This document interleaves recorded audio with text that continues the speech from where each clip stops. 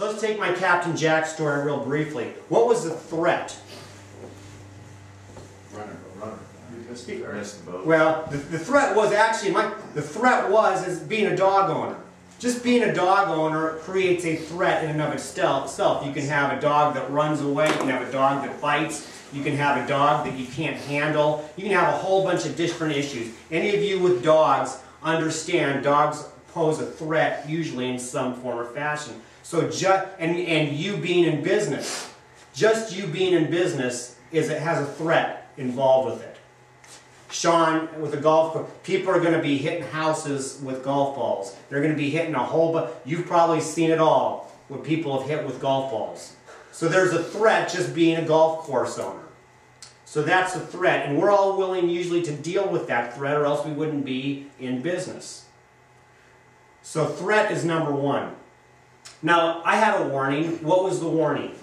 Flyer you didn't read. The flyer I didn't read, or I just casually discarded and say, oh, I'm sure they give this for all the dogs. So the flyer was a clear warning. These dogs are not Eddie. These dogs are different. There's a reason why, so understand this. Now, you are probably, and we'll talk about this part in a second, you probably have some warnings that happen in your business. Some of them are close calls that didn't result in something but could have. I used to do a lot of work with lumber yards, still do. Forklifts. Forklifts have close calls every single day. Right, Brian? I mean, you've dealt with just backing up, almost hitting some. There's close calls that happen all the time. These can be warnings.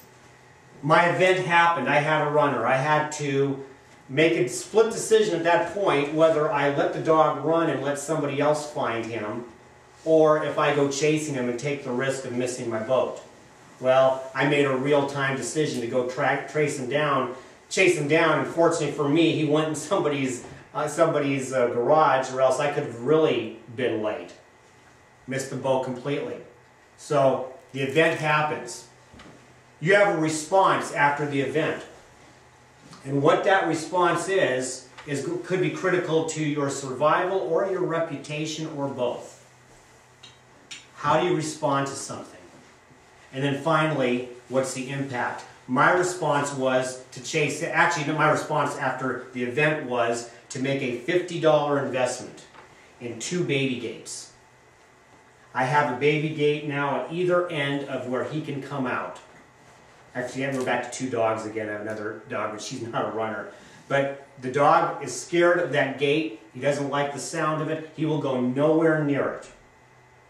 Nowhere near it. We have not had him running out the door since. It was the best $50 investment I've made. It looks kind of, it is what it is, but we have the gates up so it doesn't go out. And so the end impact is I don't have to worry about dogs running out of my house anymore. Think about, I know Dave had to go through kind of thinking what's kind of one of the worst case scenarios in your business. This is a chance I'd like you just to take a few minutes and maybe in the margins think about one crisis that could happen to you.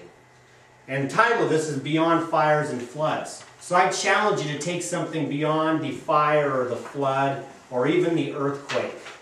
Find something else that could happen, maybe has happened to you, and you can look back and say, okay, here was the event.